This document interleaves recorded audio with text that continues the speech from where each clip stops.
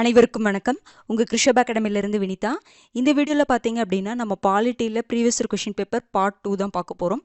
எந்த எக்ஸாம்லேருந்து இந்த 5 கொஷின்ஸ் எடுக்கப்பட்டிருக்கு அப்படின்னு பார்த்தீங்கன்னா, லாஸ்ட்டாக உங்களுக்கு டெக்னிக்கல் சர்வீசஸ் எக்ஸாம் நடந்திருக்கும் ஜூலை 20ல். அதிலிருந்து ஒரு 5 கொஷின் நம்ம இப்போ பார்க்க போகிறோம். பார்க்கலாங்களா? ஃபஸ்ட்டு கொஷின் பாருங்கள். இந்தியாவில் உள்ள மாநில எல்லைகளை மாற்றி அமைக்கும் அதிகாரத்தை கொண்டிருப்பது நாடாளுமன்றம், மாநில சட்டமன்றம், நாடாளுமன்றம் மற்றும் மாநில சட்டமன்றம் மேற்கூறி எவையும் இல்லை. இப்போ பார்த்தீங்கன்னா, இந்தியாவில் இருக்கக்கூடிய இப்போ ஏதாவது மாநில எல்லைகளை மாற்றி அமைக்கணும் அப்படின்னா அதற்கான அதிகாரம் யார்கிட்ட தான் இருக்குன்னா, இது மாநில எல்லையாக இருந்தாலுமே இதை நம்ம மாற்றி அமைக்கணும்னா அதற்கான அதிகாரம் யார்கிட்ட தாங்க இருக்குது? நாடாளுமன்றத்துக்கிட்ட மட்டும்தான் இருக்குது. நீங்கள் ஸ்கூல் புக்லேயே படிச்சிருப்பீங்க, ஓகேங்களா? அப்போ மாநில சட்டமன்றத்தில் இதில் அதிகாரம் கிடையாது. நாடாளுமன்றம் மற்றும் மாநில சட்டமன்றம் இதுவும் வராது, எதுவும் இல்லைன்னு வருது, இதுவும் வராது, ஓகேங்களா?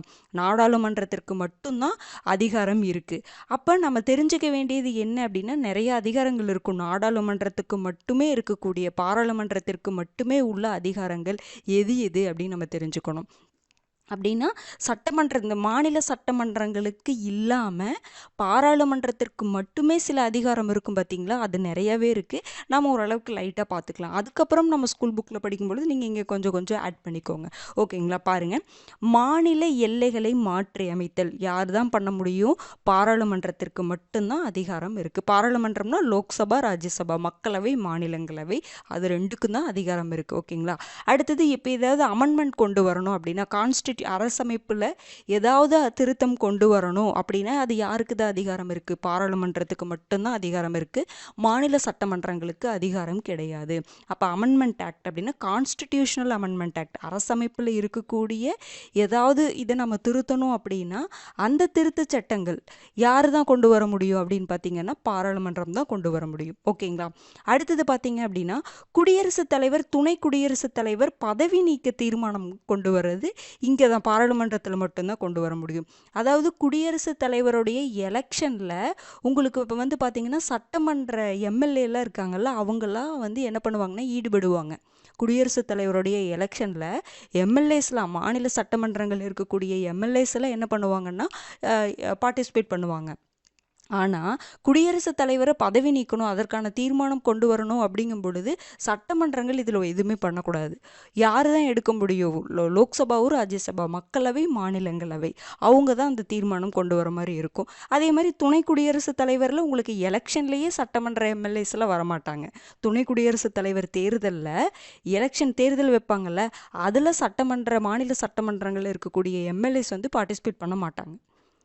ஆனால் குடியரசுத் தலைவர் தேர்தலில் அவங்க பார்ட்டிசிபேட் பண்ணுவாங்க. ஆனால் பதவி நீக்க தீர்மானம் கொண்டு வரும் பொழுது சட்டமன்றத்துக்கு அதிகாரம் கிடையாது, பாராளுமன்றத்திற்கு மட்டும்தான் அதிகாரம் இருக்குது, லோக்சபா, ராஜ்யசபா.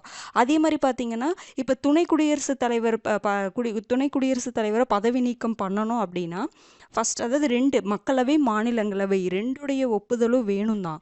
ஆனால் இது ஃபஸ்ட்டு இந்த பதவி நீக்க தீர்மானம் அப்படிங்கிறது எங்கே ஸ்டார்ட் பண்ணணும் அப்படின்னு பார்த்தீங்க அப்படின்னா ராஜ்யசபாவில் தான். ஏன்னா இவர் ராஜ்யசபாவுடைய தலைவர் தானே, மாநிலங்களவையுடைய தலைவர் தானே, அங்கே தான் ஃபஸ்ட்டு ஸ்டார்ட் பண்ணுவாங்க, ஓகேங்களா? ஸ்டார்ட் பண்ணி அதற்கான பெரும்பான்மை ஆதரவுடன் அந்த தீர்மானம் நிறைவேற்றப்பட்டு அடுத்தது லோக்சபாவுக்கு போகும். லோக்சபாவில் ஒப்புதல் பெறப்பட்டால் போதும், புரிஞ்சுதுங்களா? அப்போ பார்த்துக்கோங்க, குடியரசுத் தலைவருடைய 2 அவையில் எந்த அவையில் வேணாலும் பண்ணலாம், பதவி நீக்க தீர்மானம் பண்ணலாம் அப்படிங்கிற மாதிரி சொல்லுவாங்க. ஆனால் துணை குடியரசுத் தலைவர் அந்த தீர்மானம் இனிஷியேட் பண்ணுறது, ஸ்டார்ட் பண்ணுறது, தொடங்குறது எங்கே தான் பண்ணி வைக்க முடியும் அந்த தீர்மானத்தை அப்படின்னு பார்த்தா அங்கே பெரும்பான்மை ஆதரவுடன் ராஜ்யசபாவில் தான் ஃபஸ்ட்டு நிறைவேற்றப்படணும். நிறைவேற்றப்பட்டதுக்கு அப்புறம் தான் லோக்சபாவுக்கு வரணும். லோக்சபாவில் என்ன பண்ணுவாங்க அப்படின்னா ஒப்புதல் தருவாங்க. இது நீங்கள் ஸ்கூல் புக்கில் படிச்சிருப்பீங்க. அடுத்தது பாருங்கள், மத்திய பட்டியலில் இருக்கக்கூடிய துறைகள். இப்போ என்ன சொல்லலாம் அப்படின்னா, உங்களுக்கு மத்திய பட்டியலில் பார்த்தீங்கன்னா போஸ்ட் ஆஃபீஸ், பேங்க்கு, இது எல்லாமே உங்களுக்கு எதில் தான் வந்துடும் அப்படின்னா மத்திய பட்டியல், ரயில்வே, இது எல்லாமே மத்திய பட்டியலில் இருக்குமா? அதில் இருக்கக்கூடிய துறைகள் தொடர்பான சட்டங்கள் இயற்றக்கூடிய அதிகாரம் யார்கிட்ட மட்டும்தான் இருக்கும்? பாராளுமன்றம், அதாவது மத்திய அரசுக்கிட்ட மட்டும்தான் இருக்கும், புரிஞ்சுதுங்களா? அதில் இப்போ என்னென்னா பொதுப்பட்டியல்லையும் மத்திய அரசுக்கு பாராளுமன்றத்துக்கு அதிகாரம் இருக்குது. நாம் இங்கே என்ன பார்த்துருக்கோம்? பாராளுமன்றத்திற்கு மட்டுமே இருக்கக்கூடிய அதிகாரம். மத்திய பட்டியலில் ஏதோ ஒரு துறைகள் ரீதியாக சட்டம் இயற்றணும் அப்படின்னா பாராளுமன்றத்திற்கு மட்டும்தான் அதிகாரம் இருக்குது. அந்த இடத்துல சட்டமன்றங்கள் வரமாட்டாங்க. ஆனால் பொதுப்பட்டியலில் மாநில சட்டமன்றங்களுக்கும் அதிகாரம் இருக்குது. அதனால் இங்கே நான் சொல்லலை. ஓகேங்களா? அடுத்தது அவசர நிலை ஒப்புதல். நமக்கு பார்த்தீங்கன்னா இப்போ குடியரசுத் தலைவர் பார்த்தீங்கன்னா உங்களுக்கு அவசர நிலையை இன்ட்ரடியூஸ் பண்ணுறாருன்னு தெரியும். அதுக்கு ஒப்புதல் தெரிவிக்கணும் அப்படின்னா பாராளுமன்றம் தான் ஒப்புதல் தெரிவிப்பாங்க. நம்ம இங்கே என்ன பண்ண முடியாது அப்படின்னா சட்டமன்றங்கள் இதில் இந்த அவசர நிலையில் பார்ட்டிசிபேட் பண்ண முடியாது. ஒப்புதல் தெரிவிக்கிறதுல பார்ட்டிசிபேட் பண்ண முடியாது. பாராளுமன்றம் மட்டும்தான் என்ன பண்ணும், அவசர நிலைக்கு ஒப்புதல் தெரிவிக்கணும். அடுத்தது பார்த்தீங்கன்னா இன்னொன்று ரொம்ப முக்கியமானது, உச்சநீதிமன்ற உயர்நீதிமன்ற நீதிபதிகளுடைய பதவி நீக்க தீர்மானம் எங்கே தான் பண்ண முடியும்? பாராளுமன்றத்தில் மட்டும்தான் அந்த தீர்மானத்தை நிறைவேற்ற முடியும். உயர் நீதிமன்றங்கள் பார்த்தீங்கன்னா மாநில நீதிபதிகள் தான். ஆனால் இருந்தாலுமே இவங்க யாருக்கு தான் எங்கே தான் இவங்களுடைய பதவி நீக்க தீர்மானம் பண்ண முடியும்னு பார்த்தீங்கன்னா பாராளுமன்றத்தில் தான் பதவி நீக்க தீர்மானம் பண்ண முடியும். புரிஞ்சுதுங்களா? இதுக்கான ப்ரொசீஜர் நிறையவே இருக்குது. இது கரண்ட் அஃபேர்ஸ் நியூஸ். உயர் நீதிமன்ற நீதிபதியுடைய அந்த பதவி நீக்கம் இப்போ நியூஸ் எல்லாரும் பார்த்துட்ருப்பீங்கன்னு நினைக்கிறேன். அப்போ அந்த பதவி நீக்கத்துடைய அந்த ப்ரொசீஜர் தெரியணும். நமக்கு அதை பார்த்து வச்சுக்கணும். அதை யாரை நீக்கம் பண்ணுறாங்க அதெல்லாம் நமக்கு இங்கே முக்கியம் கிடையாது. என்ன ப்ராசஸ் அங்கே பண்ணிகிட்ருக்காங்க, அரசமைப்பில் என்ன கொடுத்துருக்காங்க, நீதிபதிகளை பதவி நீக்கம் பண்ணணும் அப்படின்னா என்ன கொடுத்துருக்காங்க, அதே மாதிரி அவங்க எக்ஸிக்யூட் பண்ணுறாங்களா அப்படிங்கிற மாதிரி நம்ம நியூஸில் பார்க்கணும். இது எல்லோரும் கண்டிப்பாக பார்த்துட்டு தான் இருப்பீங்கன்னு நினைக்கிறேன். இது தொடர்பாக நம்ம ஒரு கரண்ட் அஃபேர்ஸில் கூட ஒரு ஸ்பெஷல் டாபிக் உச்சநீதிமன்ற உயர்நீதிமன்ற பதவி நீக்கம் பண்ணுறதுக்கான முறைகள் என்னென்ன அப்படிங்கிறது கூட நம்ம பார்க்கலாம். ஓகேங்களா? அப்போ பார்த்தீங்கன்னா மாநில எல்லைகளை மாற்றி அமைக்கிறது, அரசமைப்பு திருத்தச் சட்டங்கள், குடியரசுத் தலைவர் துணை குடியரசுத் தலைவர் பதவி நீக்கம், மத்திய பட்டியலில் இருக்கக்கூடிய துறைகள் தொடர்பான சட்டம் இயற்றக்கூடிய அதிகாரம், அவசர நிலை ஒப்புதல், உச்சநீதிமன்ற உயர்நீதிமன்ற நீதிபதிகள் பதவி நீக்க தீர்மானம், இது எல்லாம் யார் தான்? பாராளுமன்றத்திற்கு மட்டும்தான் அதிகாரம் இருக்குது. அடுத்தது பாருங்க, ரொம்ப ஈஸியானது. முகவுரை. கீழ்கண்டவற்றுள் இந்திய அரசமைப்பின் ஒரு பகுதியாக முகவுரை என்பதனுடன் தொடர்பற்ற வழக்கு எது? அதாவது முகவுரையுடைய வழக்கு தொடர்பில்லாதது எதுன்னு சொல்லி கேட்டிருக்காங்க. தொடர்பற்ற வழக்கு எது? எது முகவுரை பேஸ் பண்ணதில் தொடர்பில்லாத வழக்கு? பெருபாரி ஒன்றிய வழக்கு, கேஹர் சிங் வழக்கு, கேசவானந்த பாரதி வழக்கு, இந்திய ஆயுள் காப்பீட்டு கழக வழக்கு. முகவரை தொடர்பான வழக்குகள் எது தொடர்பற்ற வழக்குன்னு கேட்குறாங்க. இதுங்க வரும் கேஹர் சிங் வழக்கு. ஓகேங்களா? இதுதான் பார்த்தீங்கன்னா உங்களுக்கு இந்த வழக்கு மட்டும் வராது. இதுதான் ஆன்சர். ஓகேங்களா? அப்போ பெருபராரி யூனியன் கேஸு, கேசவானந்த பாரதி வழக்கு, எல்ஐசி வழக்கு, இது எல்லாமே எது தொடர்பானது தான்? முகவரை தொடர்பான வழக்கு தான். அப்போ இது தொடர்பான என்னென்னலாம் சொல்லியிருக்காங்க, அப்போ இது தொடர்பான வழக்கை பற்றி நம்ம தெரிஞ்சுக்கணும். ஓகேங்களா? பாருங்கள், நம்ம முகவரி ஸ்பெஷல் டாபிக் நம்ம பார்ப்போம் அடுத்தது. ஓகேங்களா? பாருங்கள், பெருபாரி வழக்கு எப்போ கொண்டு வந்தாங்க அப்படின்னா 1960 தான் இந்த வழக்கு நடந்துச்சு. அதற்கான தீர்ப்பு என்ன சொன்னாங்க அப்படின்னா, முகவுரை அப்படிங்கிறது என்னன்னா அரசமைப்பில் இருக்கக்கூடிய ஒரு பகுதியெலாம் கிடையாது. அந்த அரசமைப்புக்கான ஒரு இன்ட்ரொடக்ஷன் தானே அது. அது அரசமைப்பில் இருக்கக்கூடிய ஒரு பகுதின்னு நம்ம முகவுரையை எடுத்துக்க முடியாது அப்படின்னு சொன்ன வழக்கு பெருபாரி யூனியன் வழக்கு 1960 வருடங்களையும் பார்த்து வச்சுக்கோங்க. அடுத்தது பாருங்க, கேசவானந்த பாரதி வழக்கு எல்லாத்துக்குமே தெரிஞ்சது 1973. இந்த வழக்கு டிபிஎஸ்பிலையும் பார்த்தோம். ஏன்னா அந்த கேசவானந்த பாரதி வழக்கு ஒரு எல்லாத்தையுமே சொல்லியிருப்பாங்க. அதனால அது ரொம்ப முக்கியமானது. இவங்க என்ன சொல்லியிருப்பாங்க அப்படின்னா, முகவுரை அரசியலமைப்புடைய ஒரு பகுதி தான். இவங்க என்ன பெருபாரி வழக்கு என்ன சொன்னாங்கன்னா, முகவுரை அரசமைப்பின் ஒரு பகுதி அல்லன்னு சொல்லிட்டாங்களா. இவங்க என்ன சொல்கிறாங்க, முகவுரை அரசியலமைப்பின் ஒரு பகுதி தான், ஆனால் என்ன பண்ணணும், அதன் அடிப்படை கட்டமைப்பை மாற்றாமல் திருத்தம் பண்ணணும். அப்போ அரசமைப்பில் இருக்கக்கூடிய ஒரு பகுதியை நம்ம திருத்தலாம், அதுதானே. அப்போ முகவுரை அரசமைப்பின் ஒரு பகுதி தான். அதனால் முகவுரையை நம்ம என்ன பண்ணலாம் அப்படின்னா திருத்தம் பண்ணலாம். ஆனால் என்ன பார்க்கணும், அதனுடைய அடிப்படை கட்டமைப்பை மாற்றாமல் திருத்தம் மேற்கொள்ளணும் அப்படின்னு சொல்கிறாங்க. அடுத்தது பாருங்கள், எல்ஐசி வழக்கு எப்போனா 1995. இந்த வழக்குலேயும் என்ன தான் சொல்கிறாங்க, மீண்டும் இது என்ன பண்ணுறாங்கன்னா இந்த தீர்ப்பை ஊர்ஜிதப்படுத்துகிறாங்க. முகவுரை அரசியலமைப்பின் ஒருங்கிணைந்த பகுதி தான். அப்போ இந்த ரெண்டு வழக்குமே முகவுரை அரசமைப்புடைய ஒருங்கிணைந்த பகுதி தான் சொல்லிட்டாங்க. இந்த பெருபாரி வழக்கு மட்டும்தான் முகவுரை அரசமைப்பின் ஒரு பகுதி அல்ல அப்படிங்கிற மாதிரி சொல்லியிருப்பாங்க. ஓகேங்களா? அப்போ இது என்னதுங்க, அந்த கேஹர் சிங் கேஸ் மட்டும் வராது. எல்லாத்துக்குமே நீங்கள் என்ன பார்க்கணும் அப்படின்னா அதனுடைய வருடங்களை கண்டிப்பாக பார்த்து வச்சுக்கணும். அடுத்தது பாருங்கள்,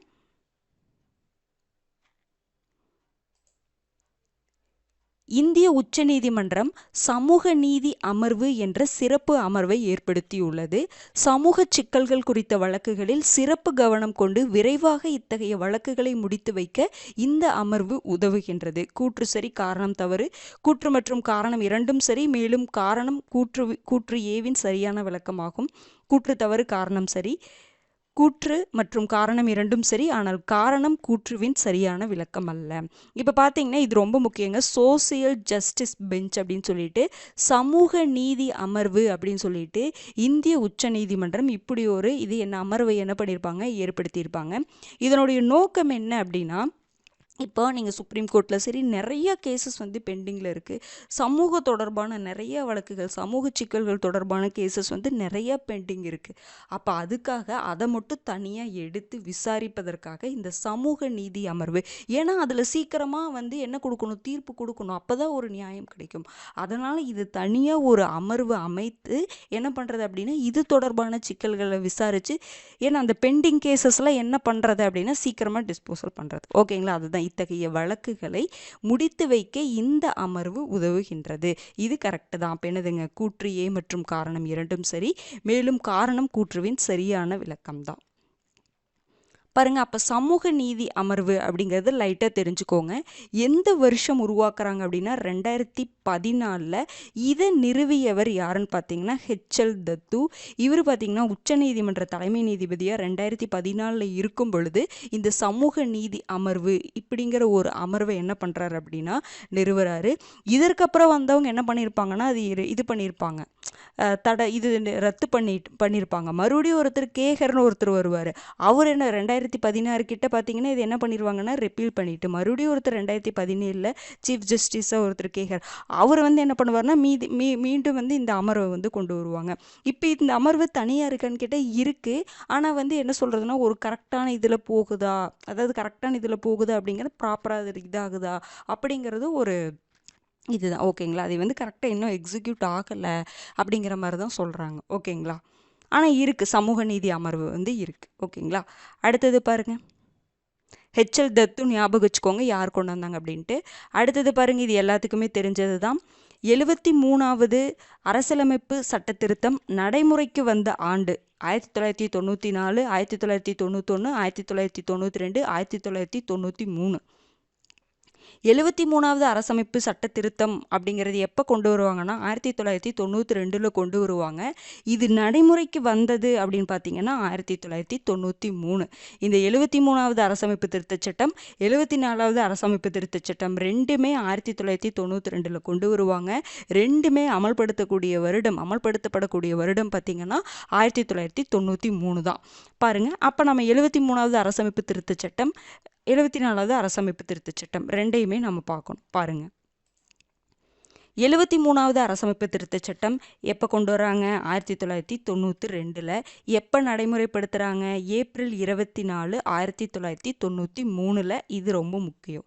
ஏப்ரல் 24, 1993. ஏன் அப்படின்னா இந்த 73வது அரசமைப்பு திருத்தச் சட்டமே எதை பற்றிங்க, பஞ்சாயத்து ராஜுக்கு, ஊரக உள்ளாட்சிக்கு அரசியலமைப்பு அந்தஸ்து கொடுக்கறது. அதுதானே பஞ்சாயத்து ராஜ்னு ஒரு கான்செப்ட் கொண்டு வராங்க. ஊரக உள்ளாட்சிக்கு என்ன கொடுக்கறதுன்னா அரசமைப்புடைய அந்த அந்தஸ்து கொடுக்கறது. அப்போ பார்த்தீங்க அப்படின்னா அந்த நாளை தான் நம்ம என்ன கொண்டாடுறோம் அப்படின்னா தேசிய பஞ்சாயத்து தினமாக நம்ம கொண்டாடுறோம். ஓகேங்களா? அப்போ பஞ்சாயத்து ராஜ் ஆக்ட் அப்படின்னு கூட நம்ம சொல்லுவோம். ஏப்ரல் 24, 1993. அந்த ஏப்ரல் 24 தான் நம்ம தேசிய பஞ்சாயத்து தினமாக கொண்டாடுறோம். சரி, அப்போ இந்த 73வது அரசமைப்பு திருத்தச் சட்டம் இந்த ஊரக உள்ளாட்சியை பஞ்சாயத்து ராஜை எந்த இதில் ஆட் பண்ணுச்சு அரசமைப்பில் அப்படின்னு பார்த்தீங்கன்னா 11வது அட்டவணைன்னு ஒன்று கொண்டு வருது. ஷெட்யூல் 11வது ஷெட்யூல் பகுதி, எந்த பகுதி பார்த்தீங்கன்னா பகுதி 9, சட்டப்பிரிவு பார்த்தீங்கன்னா 243 243 ஓ வரைக்கும் இந்த பஞ்சாயத்து ராஜ் பற்றி தான் சொல்லுது. இதில் இந்த பஞ்சாயத்து ராஜுக்கான பணிகள் எத்தனை பணிகள்னு குறிப்பிட்டிருக்கணும்? 29 பணிகளை குறிப்பிட்டிருக்கும். இது ரொம்ப முக்கியங்க. ஏப்ரல் 24, 1993, ஏப்ரல் 24 தேசிய பஞ்சாயத்து தினம், 11வது அட்டவணை பகுதி 9 சட்டப்பிரிவுகள் பார்த்தீங்கன்னா 243 டு 243 29 பணிகள். ஓகேங்களா? அதாவது அந்த பஞ்சாயத்து ராஜை எந்த அரசமைப்பில் எதில் ஆட் பண்ணியிருக்காங்க? 11வது அட்டவணை 9வது பகுதி எத்தனையாவது பிரிவு? சட்டப்பிரிவு 243 டு 243 அடுத்தது பாருங்க, 74வது அரசமைப்பு திருத்தச் சட்டமும் உங்களுக்கு 1992 தான். எப்போ நடைமுறைப்படுத்தப்பட்டது அப்படின்னு பார்த்தீங்கன்னா ஜூன் 1 1993 நடைமுறைப்படுத்துகிறாங்க. இது என்னன்னா நகர்ப்புறத்திற்கான உள்ளாட்சி. நகர்ப்புறத்துக்கான உள்ளாட்சி இது வந்து என்னதுங்க? ஊரக உள்ளாட்சி. ஓகேங்களா? நீங்கள் பிரிப்பீங்களா ஊரக உள்ளாட்சின்னு என்னென்ன வரும் உங்களுக்கு? கிராம பஞ்சாயத்து, அப்புறம் பார்த்தீங்க அப்படின்னா பேரூராட்சி, அடுத்தது என்ன சொல்லுவீங்க? பாருங்க, இந்த பஞ்சாயத்து ராஜ்ல உங்களுக்கு என்னென்னங்க வரும்? 3 பிரியுமா? என்னென்ன வரும் உங்களுக்கு? கிராம பஞ்சாயத்து, அடுத்தது பார்த்தீங்கன்னா ஊராட்சி ஒன்றியம், அடுத்தது என்னங்க வரும்? மாவட்ட பஞ்சாயத்து. கிராம பஞ்சாயத்து, ஊராட்சி ஒன்றியம், மாவட்ட பஞ்சாயத்து, 3 டயர்னு நம்ம சொல்லுவோம் இல்லைங்களா? அதே மாதிரி நகர்ப்புற உள்ளாட்சியில் என்ன வரும்? பேரூராட்சி, நகராட்சி, மாநகராட்சி. ஓகேங்களா? பேரூராட்சி, நகராட்சி, மாநகராட்சி. இது வந்து பார்த்திங்கன்னா கிராம பஞ்சாயத்து, ஊராட்சி ஒன்றியம், மாவட்ட பஞ்சாயத்து. ஓகேங்களா? சரி, அப்போ இதில் நகர்ப்புற உள்ளாட்சியில் பார்த்தீங்க அப்படின்னா இது எத்தனாவது அட்டவணையில் சேர்க்கப்பட்டது? எத்தனையாவது அட்டவணையாக கொண்டு வந்தாங்க அப்படின்னு பார்த்தீங்கன்னா 12வது அட்டவணை, பகுதி வந்து 9A. இது 9, இது 9A. சட்டப்பிரிவு பார்த்தீங்கன்னா 243 Pலேருந்து 243 ZZ வரைக்கும். இது ஓல முடியுதா? அப்போ இதில் Pலேருந்து ZZ வரைக்கும். இதில் எத்தனை பணிகள் நகர்ப்புற உள்ளாட்சிக்கு ஒதுக்கப்பட்டிருக்கு அப்படின்னா 18 பணிகள். ஓகேங்களா? அப்போ கம்பேர் பண்ணி படிங்க. இது எப்போ நடைமுறைக்கு எப்போ வந்துச்சு? அது இது வந்து கிராம ஊரக உள்ளாட்சியை பற்றி சொல்லுது, இது நகர்ப்புற உள்ளாட்சி பற்றி சொல்லுது. இது 11வது அட்டவணை, இது 12வது அட்டவணை, இது பகுதி 9, இது பகுதி 9A, இது 243 டு 243O, இது பார்த்தீங்கன்னா 243 P டு 243 ZC. இதில் பார்த்தீங்கன்னா 29 பணிகள், இதில் 18 பணிகள். அப்போ இந்த 2 சட்டங்களும் திருத்தச் சட்டங்களும் கொண்டு வரப்பட்ட போது இந்திய பிரதமராக யார் இருந்தாங்க அப்படின்னு பார்த்தீங்கன்னா PV நரசிம்மராவ். அவர்களுடைய பீரியடு 1991 1996 வரைக்கும். இது ரொம்ப முக்கியமானது, பார்த்துக்கோங்க. அடுத்தது பாருங்க, இந்த சட்டங்கள் எல்லாரும் நம்ம கேள்விப்பட்டிருப்போம். இதை தான் அந்த எக்ஸ்பென்ஷன் கேட்டிருக்காங்க இந்த இடத்துல பாருங்க. MISA, maintenance of internal security act, நாசா, national security act, TADA, terrorist and disruptive activities prevention act, POTA, prediction of terrorism act. இதில் பார்த்தீங்கன்னா அதான் சொன்னேன், எப்போவுமே எக்ஸ்பென்ஷன் இருக்குது அப்படின்னா அதுக்கு நாம் என்ன பண்ணணும் அப்படின்னா நீங்கள் இங்கிலீஷில் அதை பார்த்து வச்சுக்கணும், நம்ம தமிழ் மீடியமில் படித்தாலுமே.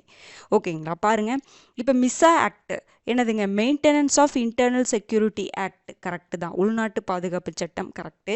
நாசா அப்படிங்கிறது நேஷனல் செக்யூரிட்டி ஆக்ட் வராது, NSA தான் நேஷனல் செக்யூரிட்டி ஆக்ட். இது தவறு. நாசாங்கிறதே அமெரிக்காவுடைய அந்த விண்வெளி நிறுவனத்தை நம்ம சொல்லுவோம், இது தவறு. அடுத்தது TADA, terrorist and disruptive activities prevention act, இது correct. POTA, prediction of terrorism act வந்து இது தப்பு. இது என்ன வரும்னா ப்ரிவென்ஷன் வரும். இங்கே ப்ரெடிக்ஷன் வராது, ப்ரிவென்ஷன் ஆஃப் டெரரிசம் ஆக்ட் அப்படின்னு சொல்லிட்டு வரும்.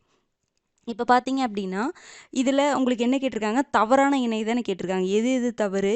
2, 4 தவறு. Option D. ஓகேங்களா? பாருங்கள், எல்லா ஆக்டை பற்றி ஒரு சின்ன எப்போ ஆரம்பித்தாங்க அப்படிங்கிற மாதிரி பார்த்துக்கலாம். பாருங்கள், மிஸ்ஸா ஆக்ட் பார்த்திங்கன்னா எப்போ கொண்டு வரப்பட்டதுன்னா 1971 வந்து கொண்டு வராங்க. இது எதற்காக அப்படின்னா தேசிய பாதுகாப்பு. இது எல்லா ஆக்டுமே ஒரு கிட்டத்தட்ட பார்த்திங்கன்னா உங்களுக்கு என்னதுங்க? இந்த பாதுகாப்பு சம்மந்தமான ஆக்ட் தான். தேசிய பாதுகாப்பு மற்றும் பொது ஒழுங்கிற்கு அச்சுறுத்தலாக கருதப்படும் நபர்களை தடுப்பு காவலில் வைக்க அனுமதிக்கும் ஒரு சட்டம் தான் இந்த maintenance of internal security act. இந்த சட்டம் பார்த்திங்க அப்படின்னா தேசிய அவசர நிலை உங்களுக்கு தெரியும் 1975 டு 1977 உங்களுக்கு தவறாக இந்த சட்டம் பயன்படுத்தப்பட்டதுனால 1978 44வது அரசமைப்பு திருத்த சட்டத்தின் மூலம் இது வந்து உங்களுக்கு ரத்து செய்யப்பட்டதுன்னு சொல்கிறாங்க. ஓகேங்களா? 1971 கொண்டு வராங்க. 1978 ரத்து செய்யப்படுது. ஓகேங்களா? அடுத்தது பாருங்க, NSA நேஷனல் செக்யூரிட்டி ஆக்ட், தேசிய பாதுகாப்பு சட்டம். இந்த சட்டம் எப்போ கொண்டு வரப்படுது அப்படின்னு பார்த்தீங்கன்னா 1980. இதுவும் வந்து தடுப்பு காவல் தொடர்பான தேசிய பாதுகாப்புக்கு அச்சுறுத்தல் விளைவிப்பவர்களை தடுப்பு காவல் வைக்கக்கூடிய ஒரு அதிகாரத்தை கொடுக்கக்கூடிய சட்டம் தான் இந்த தேசிய பாதுகாப்பு சட்டம் 1980. அடுத்தது தடா, எல்லாருமே கேள்விப்பட்டிருப்பீங்க, terrorist and disruptive activities prevention act, பயங்கரவாத எதிர்ப்பு சட்டம் இது. ஓகேங்களா? பயங்கரவாத எதிர்ப்பு சட்டம் எப்போ கொண்டு வரப்பட்டதுன்னா 1987 கொண்டு வராங்க. அடுத்தது ப்ரிவென்ஷன் ஆஃப் டெரரிசம் ஆக்ட் எப்போ கொண்டு வராங்கன்னா 2002 கொண்டு வராங்க. 2004 இது என்ன பண்ணியிருப்பாங்கன்னா ரத்து பண்ணியிருப்பாங்க. ஓகேங்களா? அப்போ இது எல்லாத்தையுமே லைட்டாக பார்த்து வச்சுக்கோங்க, ரொம்ப மனப்பாடம் பண்ண தேவையில்லை. ஏன்னா இதை போய் நம்ம தனியாக எடுத்து பார்த்துட்டு இருக்க மாட்டோம். இது லைட்டாக பார்த்துக்கிட்டிங்கன்னா உங்களுக்கு கொஞ்சம் ஈஸியாக இருக்கும். ஏதாவது வந்து உங்களுக்கு எக்ஸாமில் இது ரிலேட்டடாக கேட்கும் பொழுது இதுக்காக இதை போய் நீங்கள் ரொம்ப டீப்பாலாம் பார்க்க வேண்டியது கிடையாது. ஏதாவது எக்ஸாமில் இந்த மாதிரி கேட்கும் பொழுது ஈஸியாக நீங்கள் என்ன பண்ணிடலாம்னா போட்டுடலாம். அப்போ இந்த கொஷின் பேப்பர் பார்க்குறதோடைய ஒரு ப்ளஸ் அப்படிங்கிறது என்ன அப்படின்னா, அது தொடர்பான கொஞ்சம் இன்ஃபர்மேஷனை கொஞ்சம் வெளியில் நம்ம சர்ச் பண்ணி படிப்போம். அது ஏதோ ஒரு இடத்துல நமக்கு பயனுள்ளதாக இருக்கும். அதுக்காக தான். ஓகேங்களா? டெய்லியுமே வந்து நோட் பண்ணிக்கோங்க. இன்னைக்கான 5 கொஷின் நம்ம பார்த்துட்டோம். அப்பப்பவே வீடியோ பார்க்கும் பொழுதே நீங்கள் நோட் பண்ணி வச்சுக்கோங்க. ஓகேங்களா? அடுத்த வீடியோவில் சந்திக்கலாம். நன்றி.